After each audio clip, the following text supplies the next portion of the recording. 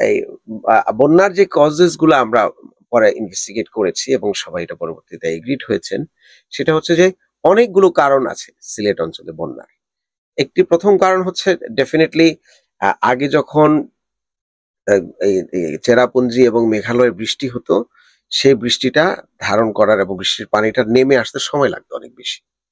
তার কারণ ছিল এখানে প্রচুর প্রচুর বনায়ন ছিল, গাছ ছিল, ফরেস্টেশন ছিল এবং পাহাড় কাটাও কম ছিল।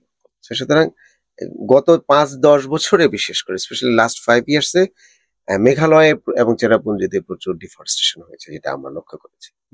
তো এটি একটি বড় কারণ।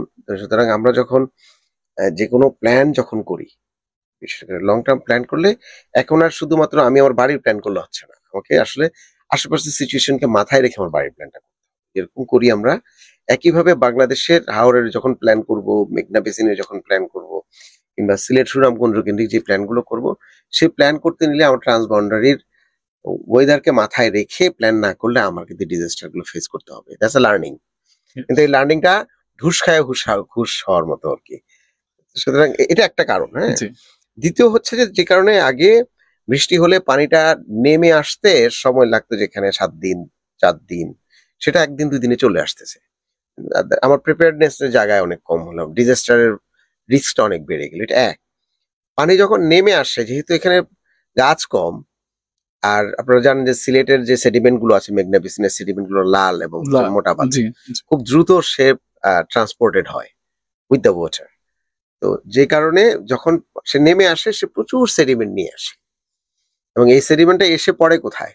এটা পরেই হচ্ছে সুরমা কুশিয়ারা, দুটো নদী এবং দুই নদীর মাঝখানে। আপনি যদি বাংলাদেশের মেঘনা বেসিনের ম্যাপটা দেখেন, একদম সিলেটের উপরে যদি তাকান, দেখবেন যে বারাক নদীটা প্রথমে ঢুকলো বাংলাদেশ অঞ্চলে, ঢুকেই দুটো ব্যান্ড হলো এরকম সাপের মুখের মতো যদি আমরা ধরি। উপরেরটা সুরমা আর নিচেটা হচ্ছে কুশিয়ারা, অনেক বড় নদী। সুরমা গিয়ে কুশিয়ারা গিয়ে এবং এর মাঝখানের বড় অংশটা, সুরমার উপরের অংশ নিচের অংশ পুরোটাই হচ্ছে হাওর, নিচু জায়গা। মেঘনার উঁচু এক হচ্ছে মেঘালয় উঁচু জায়গা, পানিটি এসে পরেই হচ্ছে মেঘালয়ের সাথে অনেকগুলো ছোট ছোট নদী এবং বড় নদী। একটা বড় নদী আছে বাওলাই। হ্যাঁ, এই নদী দিয়ে এছাড়া ধনু নদী আছে, একটা বড় নদী, সুরমা, এদিকে কুশিয়ারা, এই সবগুলো নদী ধরে, এবং সুনামগঞ্জে আরো 100টির উপরে নদী আছে শুধু একটা জেলাতে। এই সবগুলো হচ্ছে আসলে এই মেঘনা বেসিনের পানি এবং বৃষ্টির পানির উপরে ডিপেন্ডেন্ট। তো এগুলো দিয়ে পানিগুলো তারা হাওরে গিয়ে পড়ে প্রথমে। হাওরে যখন মেঘালয় থেকে পানি এবং সেডিমেন্ট, যেটা ইম্যাচিউর সেডিমেন্টটা নিয়ে এসে যখন ট্রান্সপোর্ট করে নিয়ে আসে, এটা বের হওয়ার জায়গা লাগে। That is important. তো একটা হচ্ছে যে ডেফিনেটলি ট্রান্সবাউন্ডারি ওয়াটার শেড, যেটাকে আমরা বলি, যেটা ওয়াটারকে বেসিন তৈরি করে। তো এই পুরো বেসিন এরিয়ার একটা চেঞ্জ হচ্ছে, যেটা আমরা মাথায় হয়তো অনেকদিন ধরে আমরা বলছি, এবং পানি উন্নয়ন বোর্ড এটা স্বীকার করেছে যে প্রচুর সেডিমেন্টেশন হয়েছে।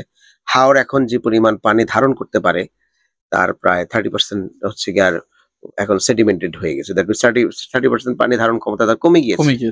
তো এটা 50% যদি চলে আসে, তাহলে তো পানি তো উপরে তো উঠবেই, যে কোনো শহরে এসে চলে যাবে। এটা একটা বড় কারণ আমরা মনে করি। এবং দ্বিতীয় হচ্ছে, আমরা যেহেতু বাংলাদেশে লোয়ার রাইপেরিয়ান আছে, আপনার নদীর তো একটা হচ্ছে আপার রাইপেরিয়ান, একটা লোয়ার রাইপেরিয়ান বলা হয়, মানে উজান আর ভাটি।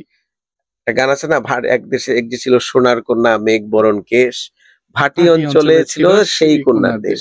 সুতরাং আমরা ভাটি অঞ্চলের মানুষ।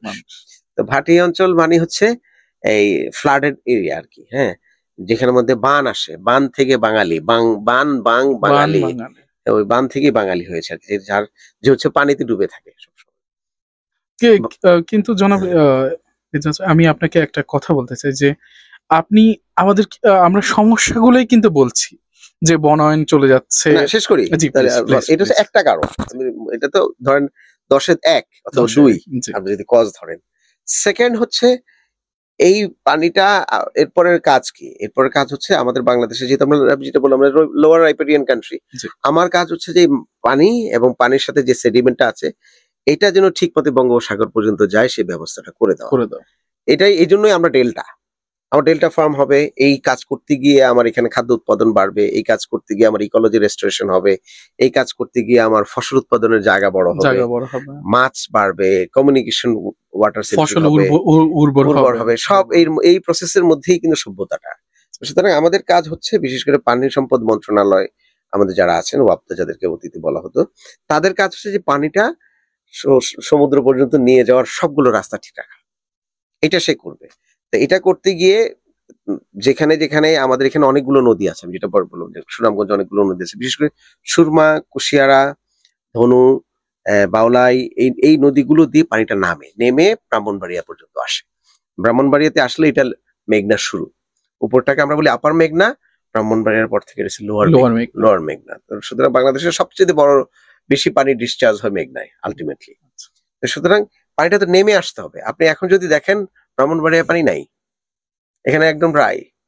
হ্যাঁ, ইভেন হাওর অঞ্চলেও সব জায়গায় পানি কিন্তু এখনো সব পরিপূর্ণ আসে নাই। দ্যাট মিনস সিলেটের পানিটা সে ট্রান্সপোর্ট হয়ে সে সুনামগঞ্জের পরে তারপরে সে যাবে ইটনা, তারপরে মিঠামইন হয়ে মানে যেটাকে আমরা বলি নেত্রকোনা, কিশোরগঞ্জ হয়ে পানিটা আলটিমেটলি মেঘনাতে ঢুকবে।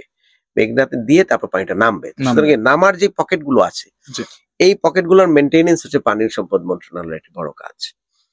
এবং এই পকেট গুলোতে দুটো সমস্যা হয়েছে। একটা হচ্ছে যে পানিটা আসছে পূর্ব দিক থেকে পশ্চিমে, খেয়াল করে দেখেন।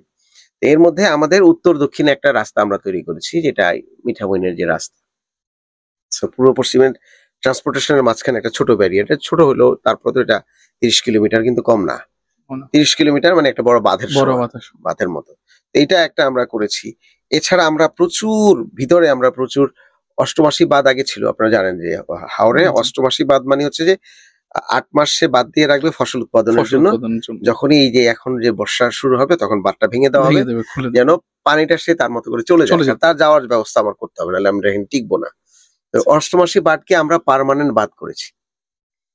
পার্মানেন্ট বাঁধ করতে গিয়ে যাওয়াতে আমার এখানে প্রচুর পকেটগুলো নষ্ট হয়েছে, পানিগুলো যেভাবে যাবে, এটা একটি বড় সমস্যা। এলজিইডি এবং রোডস এন্ড হাইওয়ের অনেকগুলো রাস্তা হয়েছে, ঢাকা সিলেট অঞ্চলে ইন্টারনাল অনেকগুলো রাস্তা হয়েছে, মহাসড়ক হয়েছে অনেকগুলো। এবং এই মহাসড়কগুলো যখন হয়, আপনি দেখবেন যে মহাসড়কটা আমি তো পানির উপর দিয়ে ভরে করছি, পানি ট্রান্সপোর্টেশনের জন্য আমি যে কালভার্ট তৈরি করেছি, এই কালভার্ট তো এই পানিটা ট্রান্সপোর্ট করার যোগ্য রাখে না। যেখানে হওয়া হচ্ছে ছিল মানে ফ্লাইওভার অথবা ফ্লাইওভারের সমান বড় বড় কালভার্ট, একটি কালভার্ট 1/2 কিলোমিটার, 500 মিটার, 300 মিটার যদি চড়া কালভার্ট করা যেত, তাহলে পানিটা আসা যাওয়া করতে সহজে। সুতরাং এটা আপনি যখন পানি নামার রাস্তাগুলো আস্তে আস্তে বন্ধ করে দিবেন, তখন কিন্তু এই ক্রাইসিসটা কিন্তু বড় আকারে ধারণ করবে। যে কারণে সিলেটের এখন যে বন্যাটা হচ্ছে, এটা আসলে আমাদের ডিজাস্টারটাই আমরা করেছি। আমরা কিছু ভুল স্ট্রাকচার করেছি এখানে, এবং এই ভুল স্ট্রাকচার গুলো করে এখন এটা আরো বাড়বে কিছুদিন পরে, কারণ এই রাস্তাগুলো ভাঙা হচ্ছে না। কিংবা প্রধানমন্ত্রী গতবার যখন 2022-এ বন্যা হলো, প্রধানমন্ত্রী বলছেন যেখানে যেখানে প্রয়োজন রাস্তাগুলো কেটে দাও, এবং দ্রুত কেটে দেওয়া হয়েছিল কিন্তু ইমার্জেন্সি বেসিসে। কিন্তু আমরা তো এখন আবার এটা